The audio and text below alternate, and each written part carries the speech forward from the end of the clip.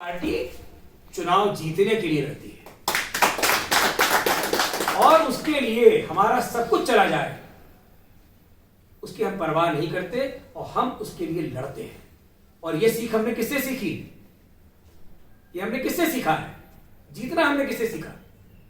हमने जीतना सीखा शिवाजी से, हमने जीतना सीखा महाराणा प्रताप से और आज हमने जीतना सीखा नरेंद्र दामोदर दास मोदी से। कुछ भी हो हमें जीतना है और जब हम जीतते हैं तभी मंदिर का निर्माण होता है। आज परंपरा का विकास हो रहा है और क्षेत्र का भी विकास हो रहा है। क्या कभी किसी ने सोचा भी था किसी युग में कि परंपरा और विकास एक साथ चल सकते हैं? नहीं। लेकिन आज परंपरा और विकास दोनों एक साथ दौड़ रहे हैं और द्रुत गति से दौड़ रहे हैं। रेलगाड़ियां थी अनिश्चित थी, आज रेलों के विकास में क्रम लग गया। वंदे भारत के नाम से भी रेल है और आप सब देख रहे होंगे कि किफायत वैसा ही है, उचित सुविधा हो रही है, अच्छी सुविधाएं मिल रही हैं। स्टेशन एक ऐसा ब्रांड एम्बेसडर के रूप में स्टेशन विकसित हुआ है कि लगता है कि हवाई अड्डे पर खड़े। प्रधानमंत्री जी का पहला वाक्य था कि हवाई चप्पल पहनने वाला भी हवाई जहाज से चले। तो आज कीमतों में हम लोग तो बहुत लंबे समय से हवाई जहाज की यात्रा करते हैं, हम देख रहे हैं कि जो हम 10,000 का टिकट लेते थे दिल्ली जाने का, अब वो हमको 3,000 में उपलब्ध है। ये प्रधानमंत्री की देन है। साथियों, मैं यहां पर एक चीज जरूर कोट करूंगा कि ये मेरा कहा हुआ कोट नहीं है। 2016 में जो सबसे बड़े नेता इस उत्तर प्रदेश के थे और जिनकी सब पूजा किया करते थे, उनका नाम था आजम खान। उस आजम खान को पूजा मैंने इसलिए कहा कि कुंभ का दायित्व उन्हीं को दिया जाता था। तो इतने बड़े कुंभ का दायित्व उनको देने वाले की तो पूजा होती है ना भैया। तो उन्होंने पटल पर 2016 में जो आंकड़े रखे, उन्होंने कहा कि पुलिस के ऊपर हमले जो हुए हैं पूरे 4 वर्ष में, वह 1044 वारदात है पुलिस के हमले की, और जिसमें जो पुलिस मारे गए हैं वह है 47। कितने हैं? 47, 4। उसके बाद मायावती जी का भी मैंने निकाल लिया चलते चलते कि मायावती जी ने जब आंकड़े रखे तो उन्होंने कहा कि विगत 4 वर्षों में 547 हमले हुए और उस 547 हमले में 51 पुलिस वाले मारे गए। हमारी 7 वर्ष की सरकार उत्तर प्रदेश में योगी आदित्यनाथ जी की हो गई। जब सन्यासी बैठता है, जब योगी बैठता है, जब त्यागी बैठता है, तो जो परिवर्तन समाज में देखने को मिलता है वह यह होता है कि आज पुलिस के ऊपर एक भी हमला नहीं है, एक भी हमला नहीं है 7 वर्ष के भीतर। और जो दंगे 347 दंगे 4 वर्ष में हुए थे, आज एक भी दंगा 7 वर्ष में नहीं है भाई? किसी के पास कोई आंकड़ा हो तो बताओ। नहीं है। जो बदमाश, जो गुंडे जिनके नाम से रूह कांपती थी, वो तख्ती डाल के आज चल रहे हैं, अपनी गिरफ्तारी दे रहे हैं। यह परिवर्तन होता है, यह परिवर्तन ईमानदारी का है, यह परिवर्तन सोच का है, यह परिवर्तन पारदर्शिता का है कि अगर हम भाई भतीजावाद करेंगे, अगर हम वंशवाद करेंगे, अगर हम क्षेत्रवाद चलाएंगे तो निश्चित तौर पर हम पारंपरिक रूप से अनुपालन नहीं कर पाएंगे। शनि दंडाधिकारी है। शनि, आज तो सोमवार है ना, शनिवार की पूजा आप लोग दंडाधिकारी क्यों माना जाता है? कि दंडाधिकारी दंड देता है और वह दंडाधिकारी आज योगी आदित्यनाथ है कि चाहे वो कोई हो, उसी धारा के अंदर उसके विरुद्ध चालान किया जाएगा। तो जो आज हम सब निष्पक्षता का भाव इस प्रदेश में पा रहे हैं, यह डबल इंजन की सरकार प्रधानमंत्री नरेंद्र मोदी जी की प्रेरणा। अभी आप लोगों के सामने बस 10-5 दिन के अंदर अंदर एक बहुत बड़ा अभियान आने वाला है। मैं अग्रिम रूप से उसकी चर्चा नहीं कर रहा हूं, खाली इतना ही बता रहा हूं कि जो नए संविधान में संशोधन हुआ है अंग्रेजी हुकूमत के बाद से, आजादी कितने लंबे काल के बाद, वह भी आप सबके सामने आने जा रहा है। और जो नया संविधान बनके हम सबके सामने आ रहा है वह बहुत ही ज्यादा उसमें सुधार हुआ है। बहुत अच्छे धाराएं आई, जो लोगों को परेशान करने की नीति थी उसको समाप्त किया गया है। उस पर भी आप लोगों को काम करना है। तो जो भारतीय जनता पार्टी का कार्यकर्ता है वह सब काम करता है, क्योंकि हम ये मानते हैं कि जैसी जिसकी दृष्टि होती है, ये मेरी अपनी कोड लाइन है, ये मेरे अपना कोड लाइन है, जैसी जिसकी दृष्टि होती है वैसी ही उसकी सृष्टि होती है, और जैसी जिसकी सृष्टि होती है वैसी उसकी समृष्टि होती है।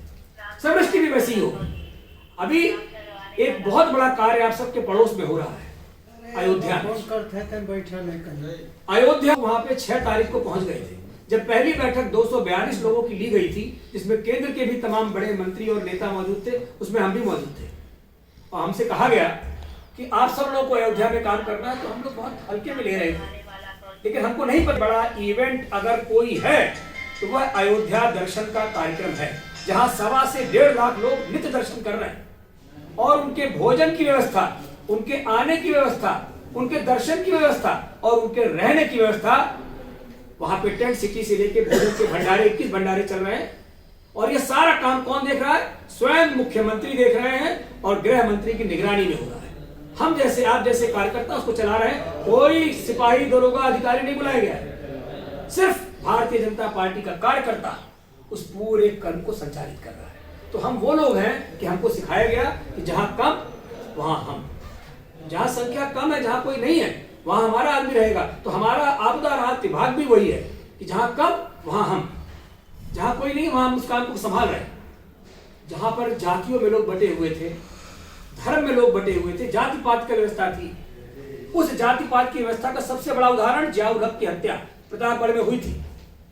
2 सिपाही और 1 सिपाही, 1 दरोगा और 1 सीओ मारा गया। जो सीओ मारा था उसको कितने रुपए मिले थे? 20 लाख रुपए, और उसकी पत्नी को नौकरी दी गई थी। और जो इंद्रवीर सिंह दरोगा मारा था उसको कितने पैसे दिए गए थे? 4 लाख रुपए। सिपाही को 50,000 रुपए। यह भेदभाव हुआ करता था। आज मैं दावे से कह रहा हूं, आप सब भी पत्रकार से कहिए, बता के लाए कि कोई एक उदाहरण इस प्रकार का जहां हिंदू और मुसलमान में कोई भेद किया, कोई एक उदाहरण लेके आए। यहां तो सबका साथ, सबका विकास और सबका प्रयास लेकर के हम आगे बढ़ रहे हैं। सारी योजनाओं का लाभ हम सबको दे रहे हैं, बिना भेदभाव के दे रहे हैं। जहां परंपराओं का उदय हुआ है, अगर ज्ञान व्यापी मंदिर बन के निर्माण होकर तैयार हुआ है, अगर विंध्याचल मंदिर का कॉरिडोर बन के तैयार हुआ है, तो भव्य राम मंदिर का भी निर्माण हो गया है। परंपरा भी विकसित हो रही है और उस परंपरा के विकसित के होने के साथ साथ हमारा विकास का कार्य भी चल रहा है। जो इस संतुलन बनाने का काम किया है, इस संतुलन का नाम प्रधानमंत्री नरेंद्र मोदी है, जो कहते हैं कि मोदी की गारंटी है। अभी मैंने बोला है, 2 दिन पहले की बात है, मैंने कहा, लोगों ने मुझसे प्रश्न किया, मैंने कहा कि अगर मोदी की गारंटी है तो जनता का विश्वास मोदी की गारंटी है और कांग्रेस और राहुल गांधी की एक्सपायर होती वारंटी है, एक्सपायरी वारंटी है। कोई उनकी वारंटी पे विश्वास नहीं कर रहा है। तो जनता जिस हिसाब से जिस चीज को रोक के चल रही है, हम सबको उस काम को करना है। 2018 में केरल में बाढ़ आई थी, हमारा क्षेत्र नहीं था, लेकिन मुख्यमंत्री जी ने सायंकाल बुलाया, वर्षा भी हो रही थी, लगभग 9:30 बज रहा था। उनके यहाँ से फोन आया, मुख्यमंत्री जी बुला रहे हैं। मैंने सोचा कि मैं जाऊं कि ना जाऊं, मैंने सीधा अपने प्रभारी को फोन किया। अभी आप सबके जो प्रभारी थे, अनूप गुप्ता जी मेरे प्रभारी हुआ करते थे, उनका मैं लखीमपुर में हूं। मुख्यमंत्री जी बुला रहे हैं, मैं क्या करूं? तो बोले सुबह चले जाना।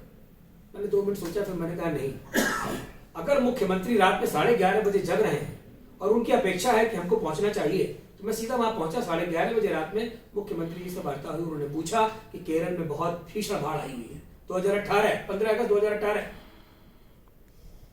क्या करना चाहिए, आप क्या सहयोग कर सकते हैं? मैंने कहा महाराज जी, मैं बहुत जल्दी एक अच्छा सहयोग लेकर के हाजिर होता हूँ, क्या कर पाएंगे मुझे बताइए। हम लोगों ने कहा कि हम मुझे समय दीजिए, कितने दिन में हो जाएगा? मैंने कहा मैं 48 घंटे में कोशिश करूंगा। मैंने कहा 72 घंटे में। बोले नहीं, 24 घंटे में।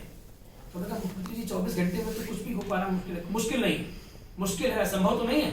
हमें कहने संभव नहीं, कहने आप प्रयास करिए, हम भी आपके साथ लगेंगे। 48 घंटे के अंदर हमारे पास वो फोटो अभी उपलब्ध होगी तो मैं दिखवाता, सोशल मीडिया वाले बैठे हैं।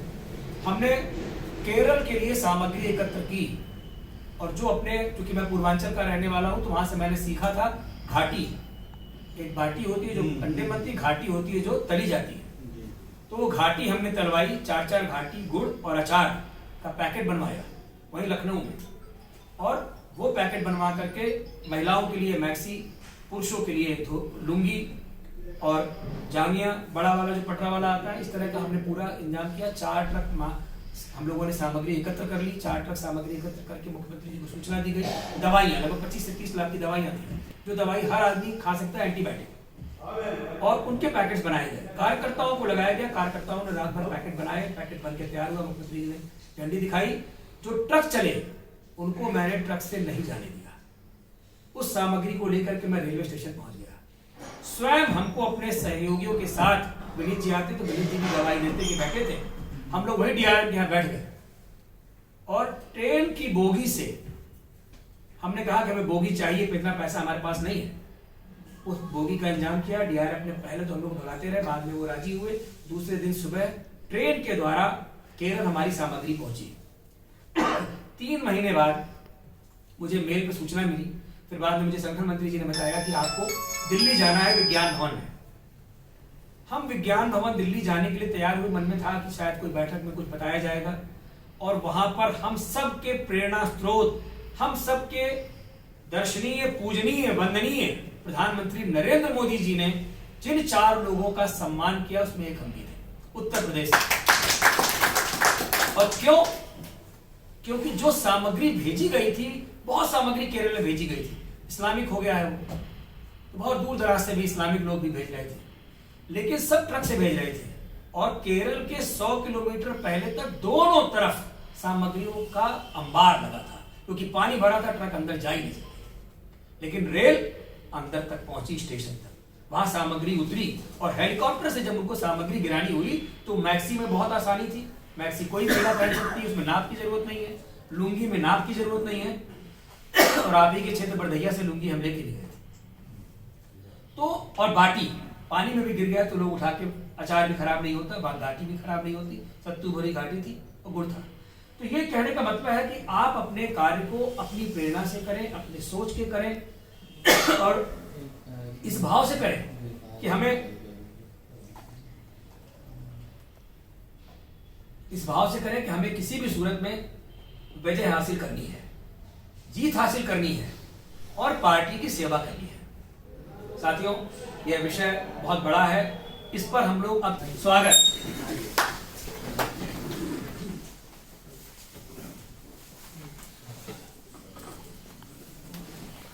विनीत जायसवाल जी, हम जो प्रचारक रहे और एक लंबे कार्यकाल में